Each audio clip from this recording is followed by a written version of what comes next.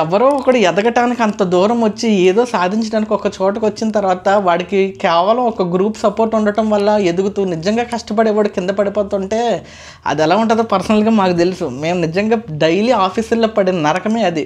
ఒకడు ఉంటాడో ఎక్కడి నుంచో వస్తాడో, పొద్దున్న 8:30 ఆఫీస్కి వెళ్ళి రాత్రి 9 గంటల వరకు ఉంటాడు. ఆఫీస్ 5:30 6కి అయిపోతుంది, బట్ స్టిల్ 8:30 9 వరకు ఉండి గొడ్డి లెక్క కష్టపడతాడు. బట్ స్టిల్ వాడికి ఎటువంటి ఛాన్స్ రాదు, వాడికి ఎటువంటి ఫెయిర్ ఉండదు, అండ్ వాడికి ఎటువంటి ప్లస్ ఉండదు. వాడికి ఒక్క ఛాన్స్ కోసం పొద్దున్న 8:30కి వెళ్ళి రాత్రి 8:30 వరకు గుద్దిచ్చేస్తాడు. సర్లే, అయినా కానీ ఆడికి అసలు ఏమీ రాదు, ఏమీ రానివ్వరు. ఎందుకంటే ఆల్రెడీ ఒకడు ఉంటాడో, ఆడికి ఒక ఫేవరెటిజం ఉంటుంది, ఒక గ్రూప్ ఆఫ్ ఫేవరెట్ పీపుల్ ఉంటారు.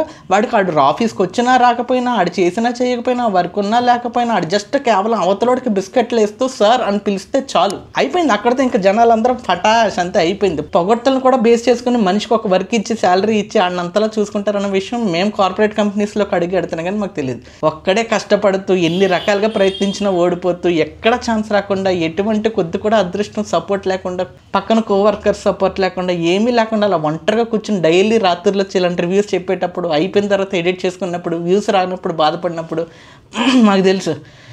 నేను అది బాగా రిలేట్ చేసుకోగలిగాను.